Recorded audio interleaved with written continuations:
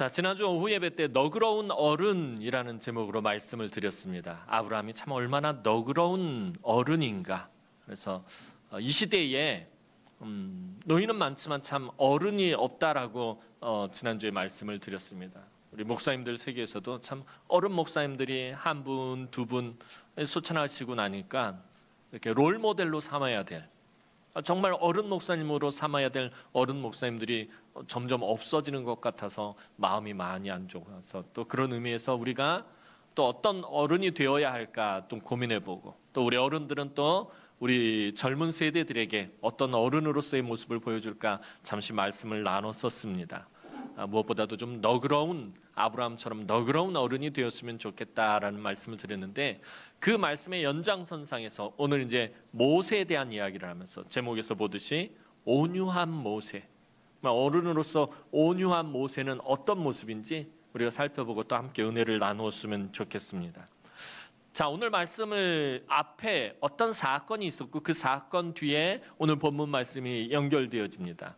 오늘 본문 앞에는 이스라엘 백성들이 시내산에서 약 1년 정도 머물면서 모세가 하나님께 받은 율법에 대해 백성들을 가르칩니다. 그러니까 한 1년 정도 시내산에 머물면서 백성들이 말씀 훈련, 말씀 교육을 받았던 것입니다. 하나님의 백성으로서 어떻게 살아야 할지, 거룩한 백성으로서 어떻게 살아야 할지, 선택받은 백성으로서 어떻게 살아야 할지와 또 성막을 만들고 하나님께 어떻게 예배해야 하는지, 하나님께 예배하러 나오는 자는 어떤 삶을 살아야 하는지, 이런 것들을 1년 동안 꼬박 이 시내산에서 머물면서 모세를 통해서 교육을 받았습니다.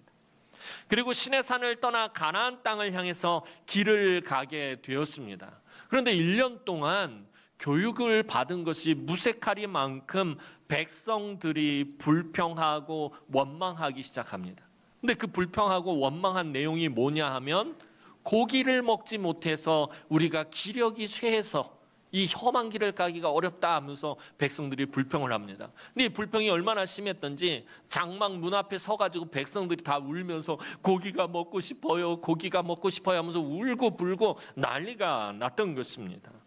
이에 하나님은 메추라기를 보내서 그들로 배가 터지게 고기를 먹게 하셨습니다. 내가 하루만 먹게 할 줄 아느냐, 한 달 내내 너희 입에서 고기가 싫다는 말이 나올 때까지 먹이겠다라고 하나님 말씀하셔서 메추라기를 이스라엘 진 사면에 보내셨는데, 이 메추라기가 얼마나 쌓였냐면 2규빗 정도 돼요. 1m 가량 정도 메추라기가 쌓일 정도로 엄청나게 많은 메추라기를 보내주셨습니다. 그리고 백성들은 그 메추라기를 배가 터지도록 먹습니다. 하지만 백성들이 그 고기에 대해서 너무 탐욕을 부리는 바람에 고기를 먹다가 많은 사람이 재앙으로 죽게 됩니다. 이 사이에 고기가 씹히기도 전에 많은 사람들이 죽어나가게 됩니다. 성경을 살펴보면 이 백성들이 얼마나 욕심을 부리고 탐욕에 젖어 있었냐면은, 이 하나님께서 계속해서 메추라기를 보내주실 것인데 그 메추라기를 지금으로 도량형으로 환산을 하면 약 200kg씩, 한 사람당 200kg씩 잡아가지고서는 자기 장막 앞에다가 그걸 쌓아놓은 것입니다.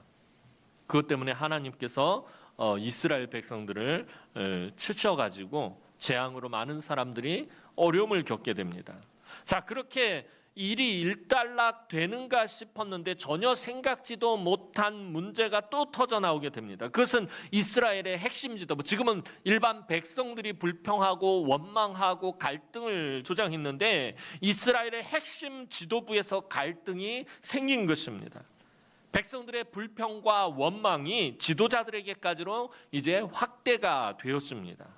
모세와 가장 가까운 동역자인 아론과 미리암이 모세를 크게 비방한 사건이 이제 민수기 12장에서 발생합니다. 자, 오늘 본문 1절 말씀 다시 한번 보도록 하겠습니다. 1절 말씀입니다. 시작. 모세가 구스 여자를 취하였더니 그 구스 여자를 취하였으므로 미리암과 아론이 모세를 비방하니라. 자, 미리암과 아론이 모세를 비방했는데 그 비방한 이유가 뭐예요? 모세가 구스 여자를 취했다라는 거예요. 구스 여자를 취한 일을 가지고 미리암과 아론이 모세를 심하게 비난을 합니다. 자, 그럼 오늘 본문이 기록하고 있는 이 구스 여자는 누구를 말하는 것입니까? 모세가 세장가를 간 것입니까? 이 구스, 성경에서 말하는 구스는 일반적으로 애굽 남쪽에 있는 에티오피아를 의미하는 말이 이 구스입니다. 그렇다면 이 모세의 아내가 누구죠? 갑자기 질문하니까 다들 당황해서 다 알고 있는데 제가 갑자기 질문을 해서 지금 생각이 안 나는 거죠? 다들 십보라죠. 자, 모세의 아내는 십보라인데 구스 여자를 취했단 말이에요. 애굽 남쪽에 있는 에티오피아, 아프리카예요. 흑인 여자를 취했단 말이에요. 야, 모세 십보라를 놔두고 또 흑인 여자를 아내로 취했냐라고 생각하기가 쉽습니다. 그런데 당시에 구스는 에티오피아 말고도 여러 곳에 같은 명칭을 사용하고 있음을 볼 수 있습니다. 모세가 40년을 살았던 미디안 광야에도 구스라는 지역이 있었습니다. 그러니까 여기 구스 여자는 이 아프리카 에티오피아 흑인 여자가 아니라 모세가 미디안에서 살 때에 그곳에 살고 있던 구스 여자, 즉 모세가 결혼한 여자 누구죠? 십보라를 말하는 것입니다. 그러니까 모세가 십보라와 결혼한 것으로 지금 미리암과 아론이 모세를 비난하고 비방하고 시비를 걸고 있는 것입니다. 그런데 모세를 비방하는 일에 1절 말씀을 보면 모세가 구스 여자를 취하였더니 그 구스 여자를 취하였으므로 미리암과 아론이 모세를 비방하니라 라고 되어 있어요. 자, 미리암과 아론이라고 순서를 그렇게 본문을 기록하고 있는 것을 눈여겨봐야 합니다. 보통 때 같으면은 어떻게 기록하고 있을까요? 아론과 미리암이라고 표현을 합니다. 그런데 오늘 본문에서는 미리암과 아론이라고 순서를 바꿔놨어요. 여러분, 이렇게 기록한 것은 이 비방을 누가 주도적으로 이끌어가고 있다는 거예요. 모세를 막 지금 네가 구스 여자를 취했냐면서 비난하고 비방하는 것을 누가 주도적으로 이끌어가고 있다? 미리암이 주도적으로 이끌어가고 있다라는 것입니다. 우리식으로 말하자면 올케와 시누이 간의 싸움이 시작된 것입니다. 그리고 이 싸움, 그러니까 올케와 시누이의 이 싸움이 모세에게로 번져 나간 것입니다. 여러분, 이 미리암과 십보라는 보통 여자들이 아닙니다. 성경 내용을 잘 살펴보면 알 수가 있어요. 여러분, 이 모세의 누이였던 미리암은요, 모세가 갈대 상자에 실려 나일강에 보내졌을 때도 끝까지 그 갈대 상자를 따라가서 바로의 공주에게 유모를 구해 주겠다고 말하던 아주 당차고 용감한 여성이 미리암입니다. 여러분, 이 당시에 바로의 공주 주변에는 호위병들도 있었고요. 미리암의 신분은 노예입니다. 함부로 나아갈 수가 없어요. 잘못하면 죽임을 당하는데 불구하고 그 공주에게 나아가서, 모세를 살리기 위해서 공주에게 나가서 내가 이 히브리 아이에게 맞는 히브리 유모를 구해다 드리겠습니다라고 말할 정도면요, 미리암은 아주 당차고 아주 용감한 여성이다라는 것입니다. 한마디로 말하면 미리암은 아주 똑소리 나는 여인입니다. 홍해를 건넜을 때도 많은 여성들을 이끌고 나와가지고 함께 춤을 추면서 하나님을 찬양하는 그 리더 앞에서 여성들을 이끌었던 당찬 여성이 바로 이 미리암입니다. 이에 비해서 또 십보라도요, 보통 내기가 아닙니다. 십보라는 척박한 미디안 광야에서 드센 남자들 사이에서 6자매를 이끌고 아버지의 양떼를 치던 보통 내기가 아닌 아주 억센 여인이었다는 거예요. 미디안의 제사장이었던, 그러니까 모세의 장인이었던 이드로에게는 딸이 7이 있었습니다. 그 딸 7이 양을 치는, 보통 그 미디안 광야에서 양을 치는 사람입니다. 아주 드센 사람입니다. 그 모세와 십보라의 만남이 우물가에서 만남인데, 이 드센 남자들이, 이 여자들이 양떼를 치니까 깔 보고서 우물의 물을 제대로 먹지 못하게 막 방해를 하는 것입니다. 모세가 그것을 도와서 일찍 물을 먹이고 이 이드로의 집에 가서 식사를 대접받고 십보라와 결혼을 하게 됩니다. 그러니까 뭐 이런 드센 남자들 속에서 6자매를 이끌고 양떼를 치던 억센 여자가 바로 십보라였다라는 거예요. 당차고 똑소리 나는 여성과 억세고 힘센 여성이 만났습니다. 잠잠할 리가 없다라는 것입니다. 미리암과 십보라는 보통 얘기 아니에요. 둘이 부딪힐 수밖에 없다라는 거예요. 문화도 전혀 다르고요.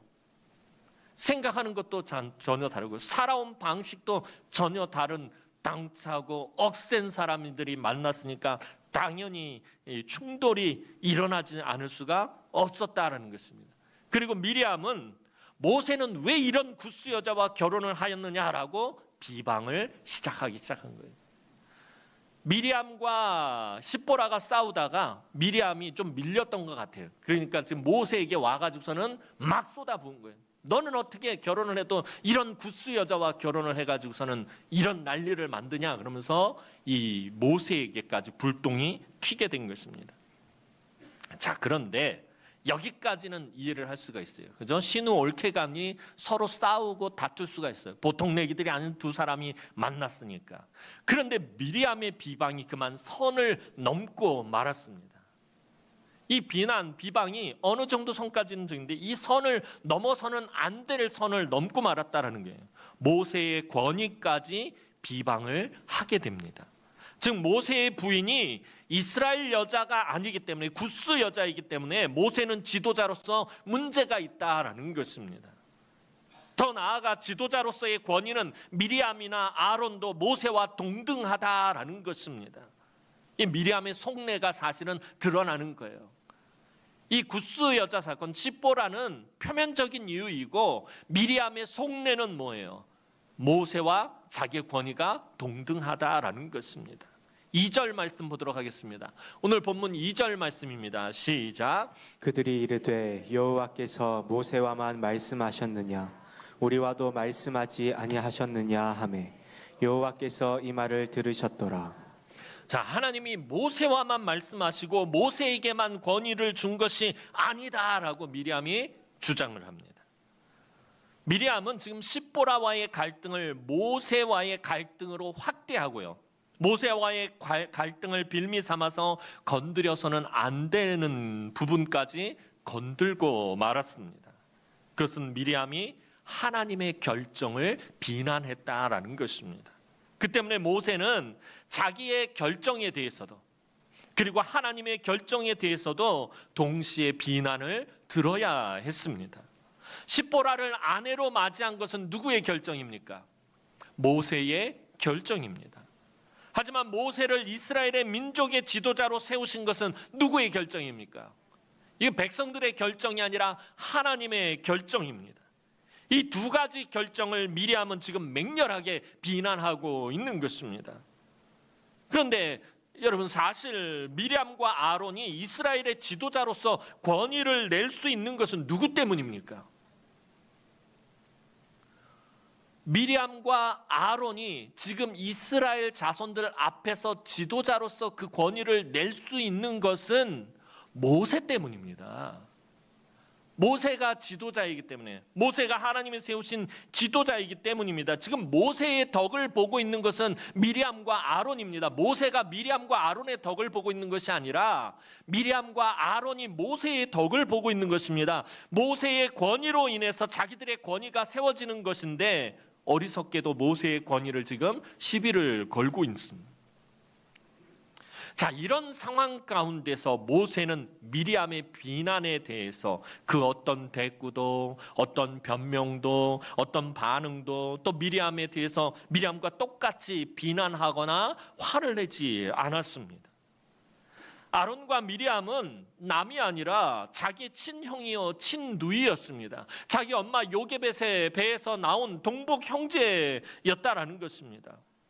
다른 사람도 아니고 남도 아니고 자기의 친형이고 자기의 친누이가 지금 자기에 대해서 맹렬하게 비난을 하고 있다라면 서운하고 속상하고 마음이 매우 어려웠을 텐데 모세는 그 마음을 드러내지 않고 있습니다. 형제들과 맞서서 싸우고 있지도 않습니다. 그리고 나중에 이 사건으로 인해서 미리암이 중한 나병에 걸렸을 때 하나님께서 진노하셔서 이 미리암에게 나병을 발하게 하십니다. 이때 모세가 어떻게 하죠? 하나님, 원하건대 미리암을 고쳐주십시오. 미리암을 고쳐달라고 하나님께 간절히 기도하는 모습까지 보여줍니다. 저 같았으면 쌤통이다, 알 것이다, 그랬을 거예요. 아마 저는 성질이 못 돼서. 근데 모세는 어떻게 하죠? 자기 누이가 비록 잘못하긴 했지만 나병이 걸린 것을 보고 바로 하나님 앞에 엎드립니다. 하나님, 내 누이를 불쌍히 고쳐주십시오. 이런 모세에 대해서 하나님이 이렇게 평가하십니다. 3절 말씀 보도록 하겠습니다. 오늘 본문 3절 말씀입니다. 시작. 이 사람 모세는 온유함이 지면의 모든 사람보다 더하더라. 모세에 대해서 하나님이 평가를 내리셔요. 이 사람 모세는 온유함이 지면의 모든 사람보다 더하더라. 이 땅에 있는 모든 사람들보다 그 온유함을, 이 모세를 쫓아올 자가 없다라는 것입니다. 여러분, 모세의 온유함은 자기 생각대로, 자기 성질대로, 자기 고집대로 해버리는 것이 아니었습니다. 미리암과 아론의 지나친 비방에도 불같이 화를 내거나 자기 생각으로 대꾸하지 않고 하나님이 해결하실 때까지 조용히 기다렸다는 거예요. 자기가 크게 비난을 당하고 비방을 당하고 상처를 받았음에도 자기에게 상처를 준 사람을 위해서 기도하는 것이었어요.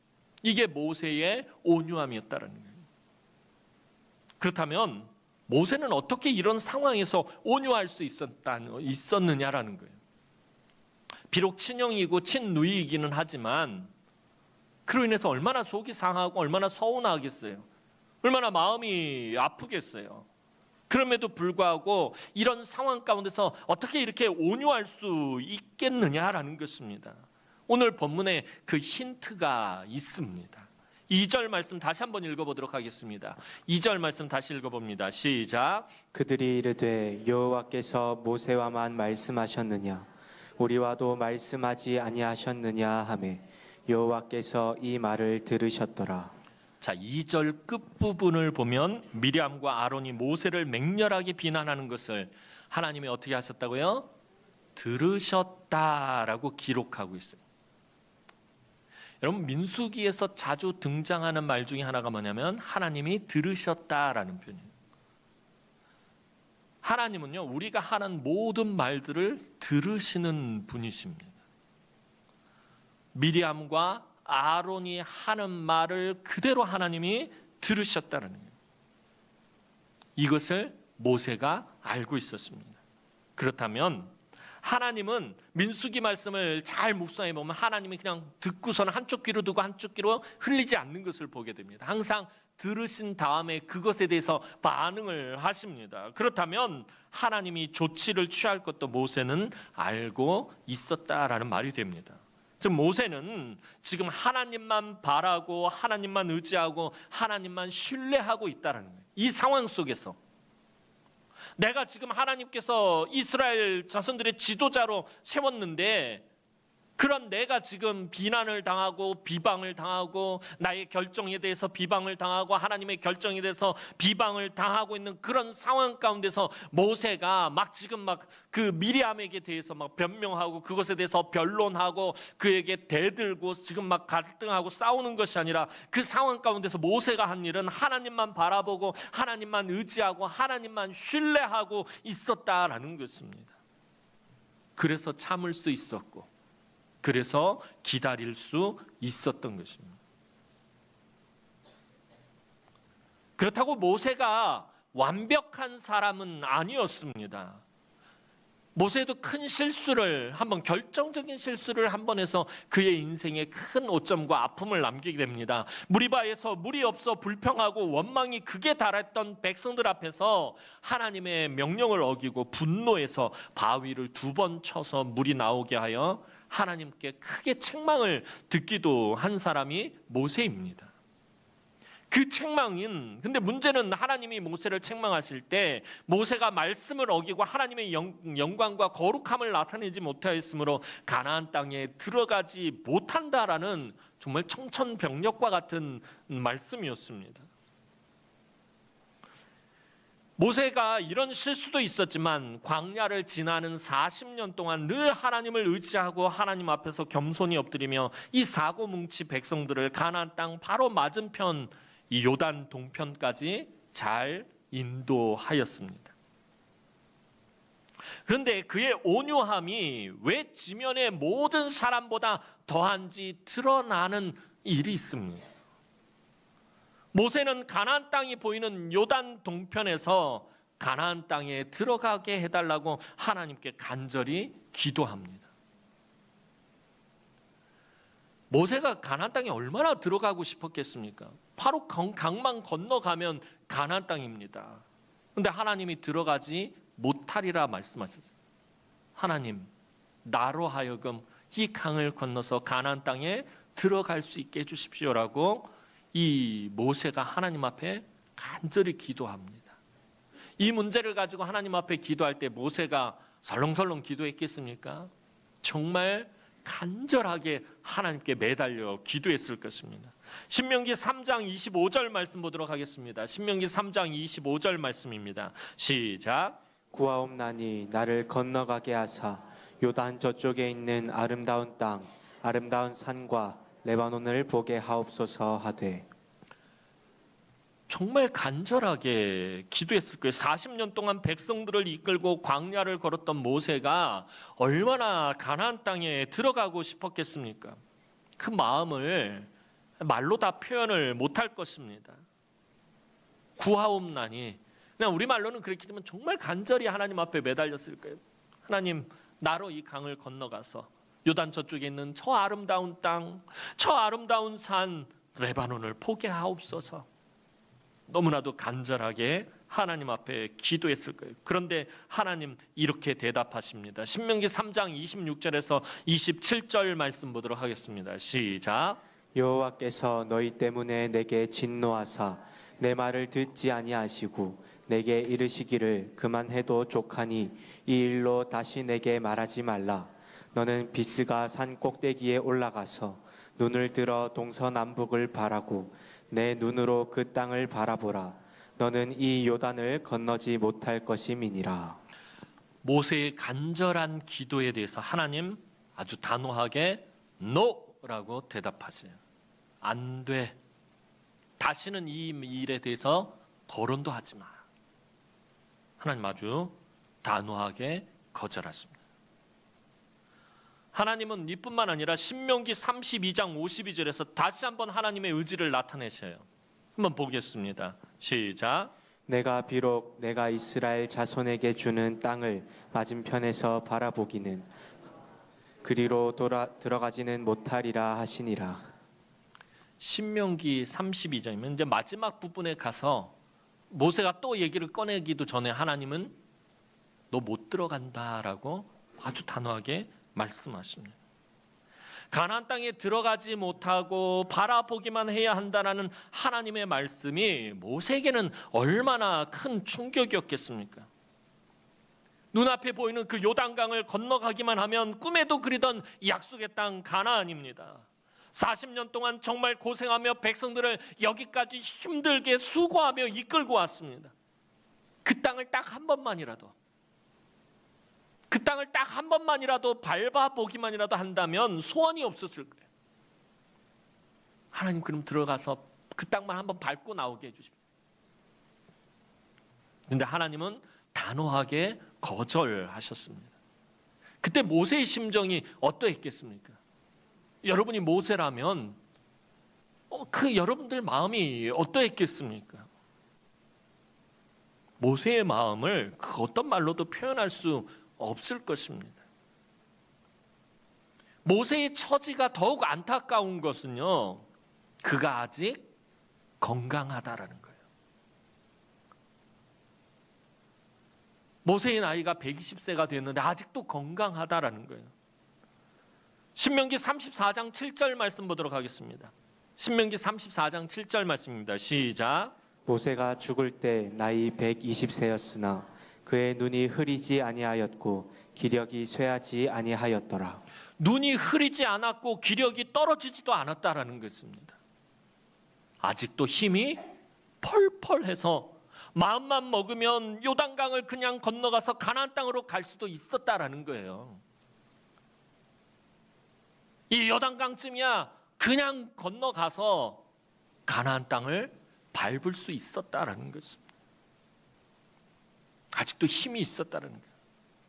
하지만 모세는 하나님의 말씀에 순종하여 요단강을 건너서 가나안 땅으로 들어가지 않았습니다. 제가 모세라면 정말 너무하십니다. 내가 지난 40년 동안 허투루 일한 게 아니라 이 사고뭉치, 이 속을 빡빡 썩이는 이 이스라엘 자손들을 이끌고 하루가 멀다 하고 불평하고 원망하는 이들을 데리고 40년을 내가 고생하며 여기까지 왔는데 하나님 어떻게 나한테 이러실 수가 있는 것입니까? 정말 너무하십니다. 엉엉 울면서 진짜 울고불고 따지고 원망하고 난리를 쳤을 거예요. 제가 모세였다면. 여러분들도 그랬을 거예요. 그렇지 않았겠습니까? 얼마나 억울합니까? 얼마나 서운합니까? 얼마나 화가 나는 일입니까? 하나님 나 말리지 마. 나 요단강 건너가서 딱 가나안 땅 들어갈래. 그러면서 나는 저 같았으면 진짜 막 헤엄쳐서 건너가서 그 땅에 들어갔을 거예요. 막 고집 부리고. 그런데 모세는 그렇게 하지 않았습니다. 그렇게 할 힘이 없었던 것도 아니고 그렇게 할 능력이 없었던 것도 아닌데 모세는 자기의 마음을 접고 하나님의 결정을 받아들입니다. 그리고 그 자리에서 자기의 인생을 마무리합니다. 그런데 이렇게 인생을 마무리하는 모세의 모습은 가나안 땅에 들어가지 못한다라는 원망과 원통함과 서운함과 분노의 모습이 아니었습니다. 그가 한이 맺혀서 죽은 것이 아니었다는 거예요. 저와 여러분들 같으면 이게 한이 맺힐 일이잖아요. 40년을 기다려왔는데 40년을 애쓰고 수고했는데 가나안 땅이 코앞에 보이는데 눈앞에 있는데 그곳에 들어가지 못하고 그 맞은편에서 바라만 보다가 인생을 마치라고 한다면 그 인생이 한이 맺히는 인생이 되지 않겠습니까? 가나안 땅에 들어가지 못한 한이 맺힐 텐데 모세는 한이 맺혀서 죽지 않았다라는 것입니다. 그가 죽을 때의 모습을 성경은 이렇게 기록하고 있습니다. 신명기 33장 1절 말씀 보도록 하겠습니다. 시작. 하나님의 사람 모세가 죽기 전에 이스라엘 자손을 위하여 축복함이 이러하니라. 하나님의 사람 모세가 죽기 전에 이스라엘 자손을 위하여 축복함이 이러함이라. 이런 마음에 한이 맺히면 축복할 수 있겠습니까? 마음에 원통함이 있으면 축복할 수 있겠습니까? 못합니다. 모세는 죽기 전에 이스라엘 자손 12지파를 일일이 다 축복하였어요.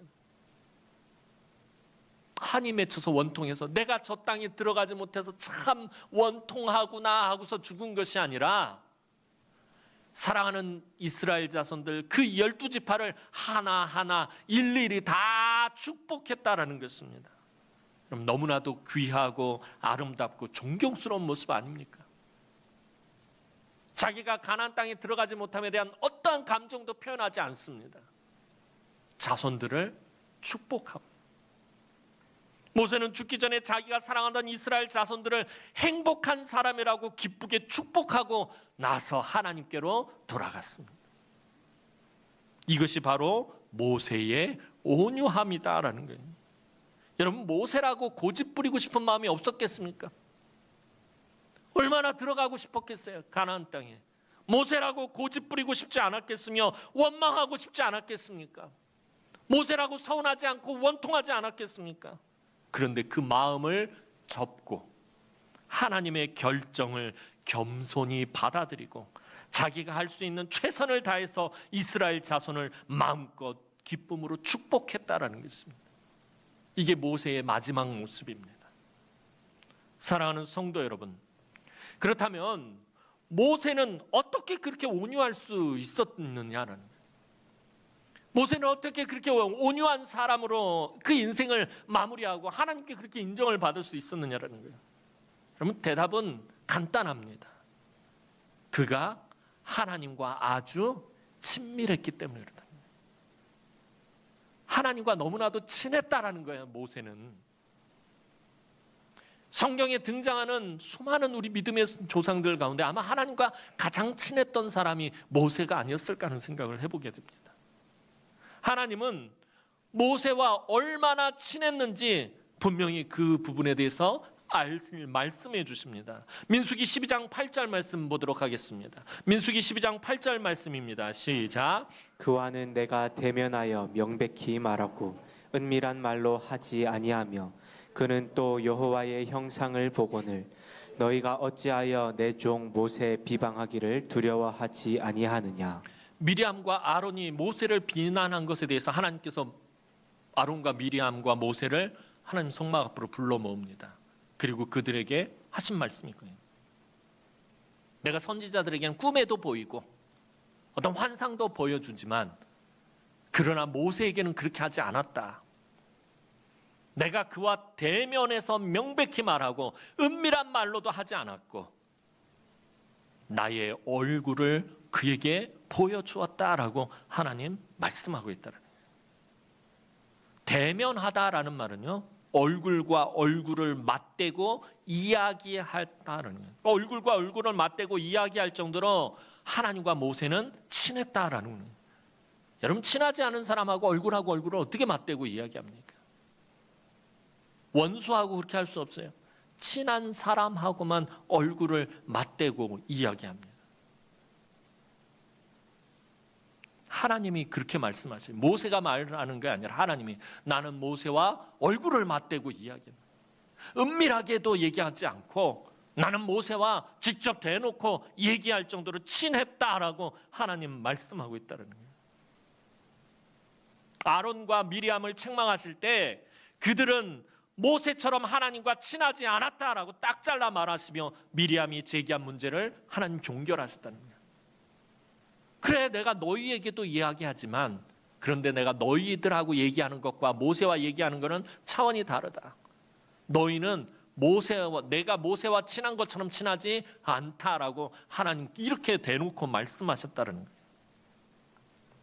여러분, 친하다라는 거, 친밀하다라는 말은요, 상대방의 판단과 결정을 신뢰한다라는 말입니다. 친하다라는 의미는 원래 그런 거예요. 저 사람의 결정과 판단과 생각을 내가 신뢰한다, 내가 존중한다라는 게 친하다라는 의미입니다.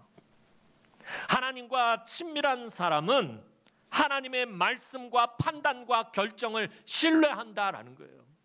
그러니까 모세는 어떻게 했다는 거예요? 하나님의 결정과 하나님의 판단과 하나님의 말씀을 신뢰했다라는 것입니다. 그만큼 친했다라는 거예요. 어떻게 보면 그러잖아요. 말도 안 되는 하나님의 결정이잖아요. 그런데 말도 안 되는 결정이라 할지라도 모세는 어떻게 했다라는 거예요? 그 결정을 신뢰했다라는 것입니다. 왜요? 너무나 하나님과 친했기 때문에. 하나님과 너무 친했기 때문에 고집을 부리거나 원망하거나 비난하지 않았습니다. 모세는 그렇게 살았어요. 하나님은 이런 모세를 가리켜 오늘 본문 3절에서 분명하게 말씀하십니다. 3절 말씀 다시 한번 봅니다. 시작. 이 사람 모세는 온유함이 지면의 모든 사람보다 더하더라. 이 사람 모세는 딱 지명해서 말씀해요. 이 사람 모세는 그 온유함이 지면의 모든 사람보다 더하다라는 거예요. 다시 말하면 지면의 그 어떤 사람들보다 나와 가장 친한 사람이다라는 거예요. 이 온유하다라는 말을 히브리어 원전의 의미를 살펴봤더니요, 세 가지 의미가 있더라고요. 첫 번째는 겸손하다라는 의미가 담겨 있답니다. 모세는 지면의 모든 사람들 중에 가장 겸손한 사람이었다라는 거예요. 두 번째는 힘이 없고 가난하다라는 의미가 있대요. 힘이 없고 가난하다. 모세가 이 지상에 있는 모든 사람들보다 힘이 없고 가난하다? 그런 의미가 아니죠. 힘이 없고 가난하다는 1차적인 의미고 2차적인 의미는 뭐예요? 힘이 없고 가난하기 때문에 누구를 의지할 수밖에 없다는 거예요. 하나님을 의지할 수밖에 없다는 거예요. 그러니까 지면의 모든 사람들 중에서 모세가 가장 하나님을 의지하고 신뢰했던 사람이다라는 것입니다. 세 번째는요, 비참하다라는 의미를 담고 있대요. 이 온유하다라는 말은 히브리의 원전의 의미는 지난 40년 동안 모세의 모습, 이스라엘의 지도자였지만 그 말썽 많고 늘 속을 썩이는 그 백성들을 이끌고 여기까지 와서 가나안 땅을 건너가지 못하는 그 모세의 모습을 하나님 뭐라고 하시는 거예요? 내가 봐도 참 비참하구나. 모세의 그 마음을 하나님이 모르시는 게 아니다라는 것입니다. 참 비참한 인생을 살아온 내 종 모세라고 하나님이 말씀하시는 것입니다. 사랑하는 성도 여러분, 여러분은 지금 어떤 상황, 어떤 형편, 어떤 처지 가운데 계십니까? 이 자리에 우리가 앉아서 다 기쁘고 반갑게 만나서 이야기하고 예배드리고 있지만 사실은 세상에 나가서의 여러분들의 삶의 형편과 처지와 상황은 다 다릅니다. 어떤 형편, 어떤 처지, 어떤 상황 가운데 여러분들 살아가고 계십니까? 그런데 여러분이 있는 그 자리로 누가 여러분을 보내신 것입니까? 하나님이 보내셨습니다. 또 지금 누가 여러분들 곁에 있으며 누구와 함께 하고 계십니까? 하나님이 그 사람을 여러분에게 보내주셨어요. 또 지금 여러분들 무슨 일을 맡고 계십니까? 하나님이 그 일을 여러분에게 맡겨주셨어요. 여러분, 하나님의 결정을 신뢰하시기 바랍니다. 내가 이런 인생을 살아가게 하시는 것, 나로 가난한 인생으로 살아가게 하시거나 나로 병든 인생으로 살아가게 하시거나 나로 연약한 인생으로 살아가게 하시는 그 하나님의 결정을 신뢰하시기 바랍니다. 불평하거나 원망하지 마시고 도리어 감사하시기 바랍니다. 그 사람이 하나님과 친한 사람이며 온유한 사람이 되는 것입니다. 목사님, 그런 삶은 너무 답답하지 않습니까? 너무 비참하지 않습니까? 그렇게 말씀하실지 모르겠어요. 비록 인간적으로는 바보 같고 답답해 보일 수 있어요. 오늘 미리암과 아론이 말도 안 되는 것을 가지고 모세를 비방했을 때 니들 입 닥쳐라 라고 그냥 쏟아 부을 수도 있어요. 그런데 가만히 있는 이 모세의 모습 보면 바보 같잖아요. 답답하잖아요.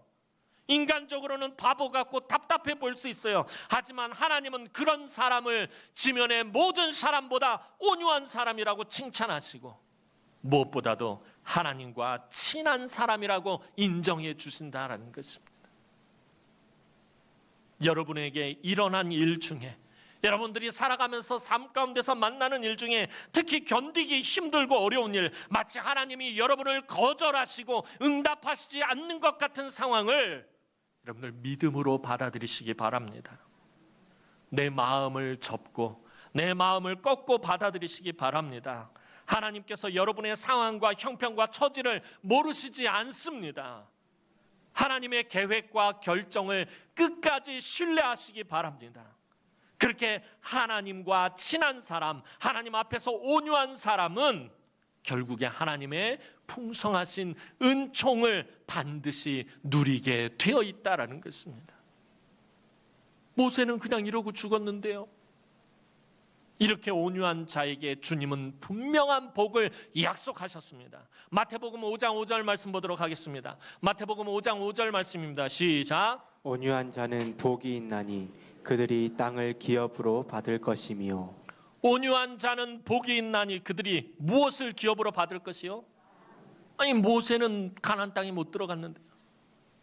여기서 주님이 말씀하시는 땅은 하나님 나라의 약속입니다. 땅은 하나님의 뜻이 이루어지는 삶의 현장입니다. 여러분들 삶은 하나님의 뜻이 이루어지는 삶입니다. 뜻이 하늘에서 이루어진 것 같이 땅에서도 이루어지는 바로 그 땅을 말하는 것입니다. 온유한 자가 받을 땅은 우리의 영원한 기업이 되는 예수 그리스도가 다스리고 예수 그리스도가 통치하는 땅입니다. 그래서 주님은 그 온유함이 지면의 모든 사람보다 더했던 모세가 결국에 그 땅을 밟게 하셨다라는 것입니다. 언젠가도 한번 말씀드렸어요. 모세가 가나안 땅을 분명히 밟았다라는 것입니다. 목사님 미친 소리 하네 그런 거예요. 여러분 마태복음 17장 2절에서 3절 말씀 보도록 하겠습니다. 마태복음 17장 2절에서 3절 말씀입니다. 시작. 그들 앞에서 변형되사 그 얼굴이 해같이 빛나며 옷이 빛과 같이 휘어졌더라. 그때에 모세와 엘리야가 예수와 더불어 말하는 것이 그들에게 보이거늘. 성경은 분명히 모세가 가나안 땅에 주님과 함께 있음을 말하고 있다는 거예요. 모세는 약 1500년이 지난 후에 주님이 영광스러운 모습으로 변화되신 바로 그곳에서 영광의 주님과 함께 가나안 땅을 밟고야 말았다라는 것입니다. 모세를 가나안 땅에 들여보내지 않으신 것이 못내 마음이 아프셨던 하나님은 1500년 후에 영광의 예수 그리스도와 함께 그 땅을 밟게 하셨다라는 것입니다. 못 들어간다라고 하나님 말씀하셨지만, 하나님 그렇게 결정하셨지만, 그 모세의 모습을 보면서 지면의 모든 사람들 중에 가장 비참한 사람, 그것이 마음이 너무 아프셨어요. 1500년의 시간이 지난 후에 예수님이 영광스럽게 변화된 그 자리에 하나님 모세를 세우셨다라는 것입니다. 그 땅을 밟게 하셨다라는 거예요. 모세의 소원을 들어주신 거예요. 오늘 저와 여러분이 모세처럼 온유한 자가 되기를 소망합니다. 힘들고 어렵고 고통스러운 삶의 현실 속에서라도 하나님을 믿음으로 의지하고 신뢰하고 붙잡을 때 하나님 반드시 은혜를 베풀어 주십니다. 오늘 우리가 예수를 믿는다는 것 도대체 뭡니까? 왜 예수를 믿으면서 늘 불평과 원망이 끊이지 않는 것입니까? 여러분, 예수를 믿는다는 관점을 이제는 바꿔야 돼요. 오늘 우리가 예수를 믿는다는 것은 우리의 삶의 문제가 해결되고 병이 고침을 받고 부자가 되고 형통한 삶을 살기 위해서가 아니다라는 것입니다. 왜 우리가 예수를 믿는 것입니까? 우리 하나님과 더욱 친밀해지기 위해서랍니다. 예수를 40년 50년 믿었는데 예수와 친하지 않는다면 그게 믿는 것입니까? 여러분, 예수를 믿는다라는 말은 예수와 친밀해진다라는 것이에요. 예수와 친해진다라는 것입니다. 내 삶에 비록 어려움이 있어도 주님과 친해지는 거예요. 내가 비록 병들었어도 주님과 친해지는 것입니다. 내가 비록 가난해도 주님과 친해지는 것입니다.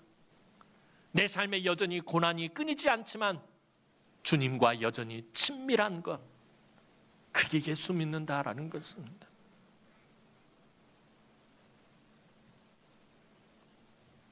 오늘 우리가 주님과 친하고 그러한 신앙생활을 해야 되지 않겠어요? 여러분, 자녀를 키우는데 자녀가 엄마 아빠와 친하지 않고 엄마 아빠의 지감하고만 친하려고 해요. 아빠가 퇴근해서 들어왔는데 자녀가 아빠 너무 보고 싶었어. 오늘 아빠랑 같이 밥 먹으려고 기다리고 있었어. 막 이러는 거고. 아빠 나 내일 창고 수사해야 되니까 돈 2만 원만 줘. 아빠 나 뭐 해야 되니까 돈 3만 원만 줘. 늘 그러는 거야. 아빠의 지갑하고만 친하려고 들어요. 그게 아빠하고 친한 거냐는. 그런데 오늘 우리가 신앙생활 그렇게 하지는 않느냐라는 거야. 하나님 몇 년, 몇 월, 며칠, 몇 시까지 이 문제가 있으니까 해결해 주십시오. 하나님 이거 필요하니까 이거 채워주십시오. 이거 도와주십시오. 우리가 언제 하나님 정말 보고 싶었어요. 하나님 너무 사모했어요. 하나님 너무 만나고 싶었어요. 하나님 그리웠어요. 하나님하고 함께 있으니 너무 행복해요. 우리가 이런 고백이 터져 나와야 되는데 늘 하나님 이거 해주세요. 저거 해주세요. 이거 해결해 주세요. 저거 해결해 주세요. 물론 하나님이 그거를 해줄 능력이 없으신 분이 아니에요. 충분히 하실 수 있는 분임에도 불구하고 우리가 예수 믿는 방향성을 그렇게 잡고 신앙생활에 가고 있다는 것입니다. 한 번이라도 하나님 너무나 사랑합니다. 주님 내가 너무 사랑합니다. 고백합니까? 하나님은 우리랑 더욱더 친밀해지기를 원하시는데, 하나님은 우리와 더욱더 가까워지기를 원하시는데 우리는 늘 하나님 품에 있는 하나님의 소유를 뺏으려는 생각밖에 하지 않고서 살아간다는 것입니다. 오늘 우리가 예수 믿는 것은 하나님과 친밀해지기 위해서입니다. 그래서 성경은 시편 73편 28절에서 분명히 우리에게 말하고 있습니다. 함께 읽어봅니다. 시작. 하나님을 가까이 함이 내게 복이라. 무엇이 복이라고요? 하나님을 가까이 하는 것. 하나님과 친해지는 것이 내게 복이다라고 말하고 있어요. 내 문제가 해결되어지고 내가 고침을 받고 내가 회복되어지는 것이 복이 아니라 내가 하나님을 가까이 하는 것이 복이다라고 말하고 있어요. 신명기에서 모세를 통해 하나님이 가장 강조하시는 게 뭐냐면 가까이 하는 거예요. 너희가 내 말을 가까이 하고 너희가 나와 가까이 하고 너희가 나와 친밀해지면 그럼 나머지 문제는 자연히 해결된다라는 것이죠. 순서가 바뀌었다라는 거예요. 하나님과 친밀해지면, 하나님과 친해지면 하나님이 여러분들의 삶의 모든 것들을 케어하십니다. 만져주십니다. 위로해 주십니다. 하나님과 친해지시기 바랍니다. 하나님의 결정에 여러분들 신뢰하시며 하나님과 친해지시기 바랍니다. 하나님의 말씀에 신뢰하며 하나님께 더 가까이 나아가시기 바랍니다. 온유한 사람은 하나님을 가까이 하는 사람입니다. 온유한 사람은 하나님의 결정을 신뢰하는 사람입니다. 온유한 모세처럼 늘 언제나 하나님을 가까이 하며 그 은혜와 사랑을 풍성하게 누리시는 우리 남흥의 모든 성도들이 되기를 주님의 이름으로 축원합니다. 기도드리겠습니다. 사랑과 은혜가 많으신 아버지 하나님, 은혜와 사랑을 진심으로 감사를 드립니다. 하나님, 오늘도 이 험한 세상을 살아가다 보면 하나님 삶이 힘들고 어렵고 고통스러운 문제들이 끊이지 않음을 하나님 이 시간에 고백합니다. 하지만 그 가운데서라도 하나님의 결정을 신뢰하고 하나님의 말씀을 의지하고 하나님을 믿음으로 붙잡는 하나님 귀한 삶을 살아갈 수 있도록 우리 성도들을 붙들어 주옵소서. 늘 하나님과 더욱더 친밀해지고 하나님 앞에서 오늘 모세처럼 온유함으로 늘 하나님을 가까이 하는 우리 남흥의 모든 권속들이 되게 하여 주옵소서. 늘 하나님의 그 은혜를 풍성하게 누리며 오늘 모세처럼 하나님을 대면해서 하나님과 가까이 하고 하나님과 친밀한 하나님 우리 남흥의 성도들이 되게 하여 주옵소서. 감사를 드렸고 예수님의 이름으로 기도하옵나이다. 아멘.